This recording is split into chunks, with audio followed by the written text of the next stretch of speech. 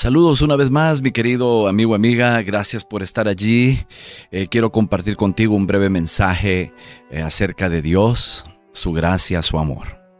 Te saluda Pastor David Macario Flores, director de este programa Una Luz Menor y también del Centro de Investigación White de la UNADECA. Siempre estamos allí disponibles para todos aquellos que nos quieran invitar a sus iglesias para predicar, para dar seminarios, para hablar de la Biblia, de Dios, de su amor, pero también de los escritos de Elena White, de la biografía de ella, etcétera, etcétera. También respondemos preguntas que a veces algunos tienen acerca de su don profético, ¿verdad? Entonces, todo lo referente al tema, ya sabes, estamos allí a la orden.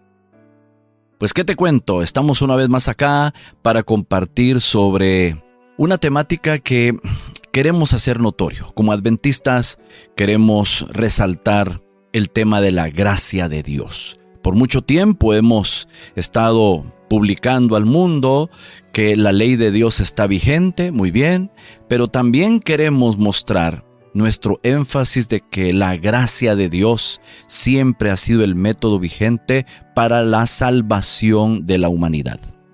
Y Elena White, en sus escritos, tiene mucho sobre la gracia de Dios y la salvación.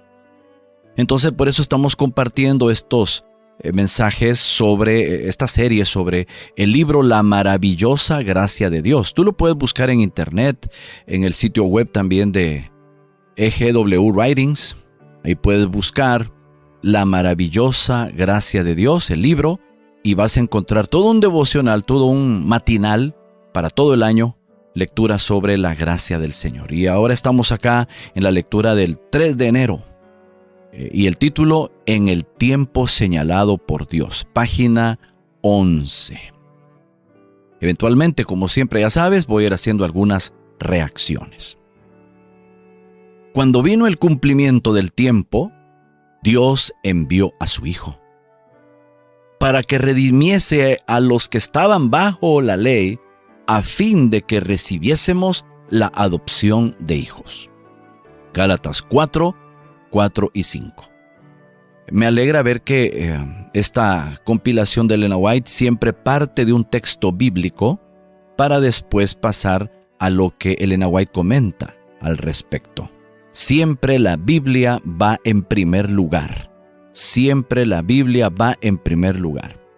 Ya los comentarios de Elena White están sujetos, están sometidos a la Santa Escritura.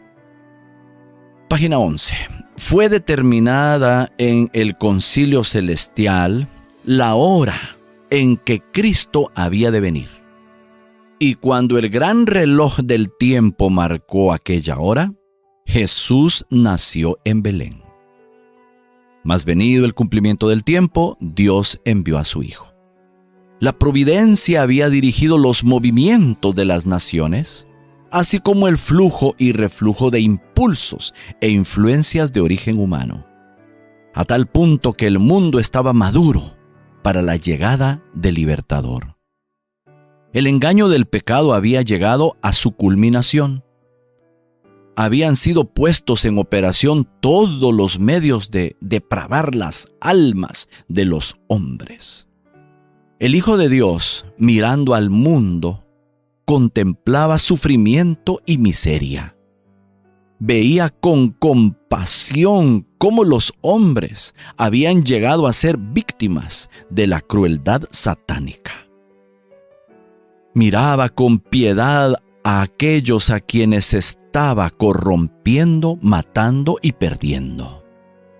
Se había demostrado ante el universo que, separada de Dios, la humanidad no puede ser elevada.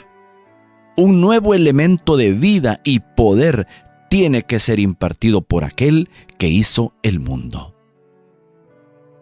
Bueno, mi primera reacción aquí, amigo, amiga, es que Dios tenía todo planificado, sabía cuánto tiempo debía pasar entre la caída del ser humano y la llegada de la simiente de Eva, el descendiente de Eva.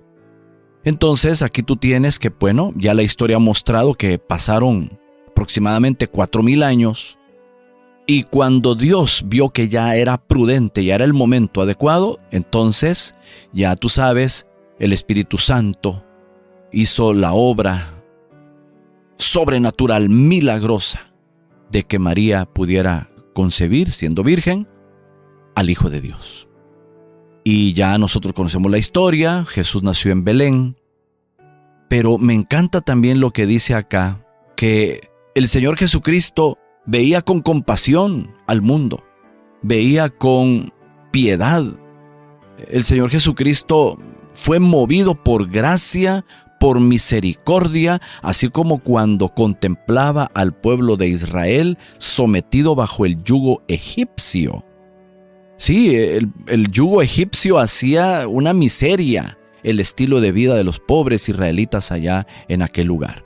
De la misma manera, el Hijo de Dios observaba cómo la humanidad estaba sometida a Satanás, cómo la humanidad estaba en la miseria, estaba en la depravación, en la inmoralidad, la corrupción.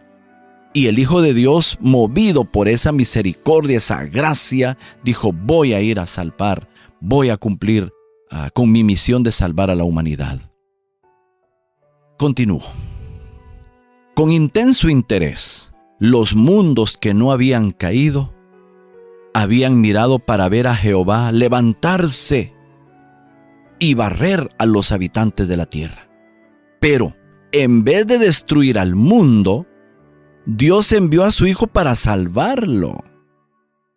En el mismo momento de la crisis, cuando Satanás parecía estar a punto de triunfar, el Hijo de Dios vino como embajador de la gracia divina.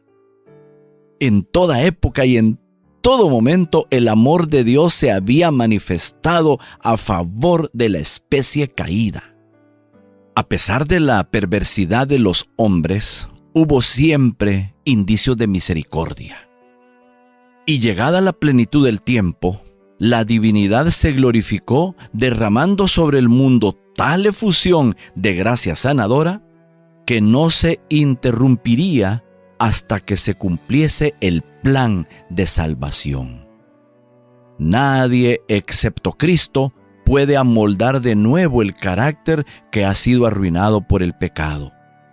Él vino para expulsar a los demonios que habían dominado la voluntad.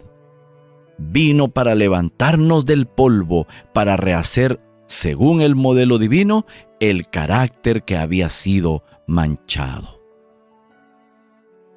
Ay, amigo, amiga, aquí hay tanto que decir, hay tanto que reaccionar, porque es que, bueno, en primer lugar, aquí no podemos hablar mucho del tema porque no es el caso, pero aquí Elena White da por sentado que hay mundos donde hay personas que no han caído, ¿sí? Eso se le fue mostrado a ella en visión, los mundos que no habían caído. Sería imposible en un universo tan gigantesco que solo hubiera vida en este planeta. Entre tantos millones de galaxias, vías lácteas, no nos parece lógico que solo haya vida en este planeta. De modo que aquí Elena White nos cuenta que hay mundos de seres excelsos, de seres que no cayeron nunca en pecado.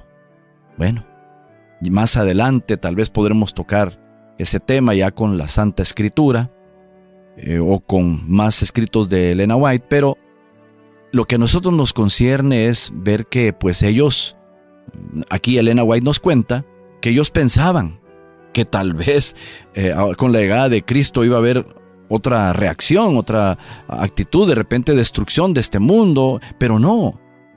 Ellos lo que contemplaron fue al Hijo de Dios caminando sobre este mundo, sobre este planeta, pero con una actitud de salvación, con un plan de salvar a la humanidad, de levantarle donde Satanás le había botado. Cuando más se necesitaba, el Hijo de Dios vino a salvar a la humanidad. Como embajador de la gracia divina, alabado sea el Señor. El Hijo de Dios es el embajador de la gracia divina. Es que siempre ha habido gracia. siempre ha habido misericordia. Dice acá que a pesar de la perversidad de los seres humanos, a pesar de, por ejemplo, desde el tiempo de los antediluvianos, a pesar de los cananeos, a pesar de los sodomitas, a pesar de tantos pesares, nosotros podemos ver que siempre la gracia y la misericordia de Dios han estado a la orden del día, buscando a cada ser humano. ¿Y por qué ha habido tanta maldad? Porque el ser humano tiene libre albedrío. Y la gente que no quiere a Dios, no quiere su plan de salvación, no quiere su gracia y misericordia, pues se dan el lujo, podríamos decir entre comillas, de hacer a un lado a Dios, de darle la espalda y morir sin Dios y sin esperanza. Esa es su decisión. Pero Dios siempre ha mostrado misericordia a los pecadores. Y lo puedes ver en el carácter de Jesús. Jesús amaba aún a los que le crucificaban, a los soldados que estaban metiendo esos clavos en sus manos, que estaban metiendo esos clavos en sus pies, que hundían esas espinas en su cabeza. Jesús decía: Padre, perdónalos, porque no saben lo que hacen.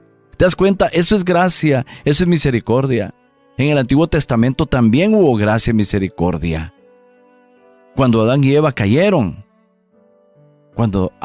cayeron, Dios salió al paso, les ofreció por su gracia y misericordia, fíjate, la promesa de la simiente que vendría a destruir a la serpiente antigua. Encontramos, por ejemplo, para el diluvio, Dios hizo que Noé construyera esa arca y hubiera una puerta para entrar a esa arca. Esa puerta les decía a todos los antediluvianos: entren, vengan acá, salven sus vidas porque viene un diluvio. Y Noé era el pregonero de esa gracia, de esa misericordia. Y tú tienes gracia, misericordia. Aún desde el Edén, el sacrificio de los corderos. El sacrificio de los corderos era la gracia de Dios.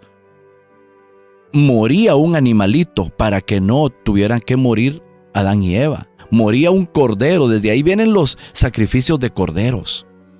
Ves a Abel, a Caín, que eran convidados a sacrificar corderos, porque también el sacrificio de los corderos representaba la muerte de Cristo en la cruz del Calvario. Esa gracia, esa misericordia de Dios de que hubiera alguien que lo sustituyera a uno. Ese fenómeno de sustitución, de expiación, es lo que nos daría la salvación. Entonces la salvación siempre ha sido por gracia. Lo que pasa es que en el Antiguo Testamento se mostraba a través de figuras, de símbolos, de ceremonias, pero todo representaba lo mismo. La expiación de Cristo en la cruz del Calvario como un cordero sacrificado en lugar de nosotros. Lo mismo era en el Antiguo Testamento. El Antiguo Pacto en esencia es lo mismo que el Nuevo Pacto. Un Dios salvando por su gracia a seres humanos que no se pueden salvar a sí mismos, pero que hay un cordero que los salva, los sustituye. Pero eso no se aplica de manera automática. Cada creyente, cada persona, desde Adán y Eva, Abel en adelante, cada persona tiene que creer y confiar y aferrarse a ese sacrificio y hacerlo suyo de manera personal, con una decisión personal, decir: yo quiero que esto aplique a mi vida. Pero las personas que no quieren nada con Dios, como Caín, que se rebeló, y mucha gente que a lo largo de la historia no ha querido nada con Dios, pues Dios respeta su decisión. Y entonces así es como mucha gente se ha perdido eternamente, porque desechan esa gracia, esa misericordia. Tú tienes la gracia de Dios también, por ejemplo, en el Antiguo Testamento ahí con Nínive. Tú tienes a los ninivitas. Estaban a punto de ser destruidos como Jonás predicaba.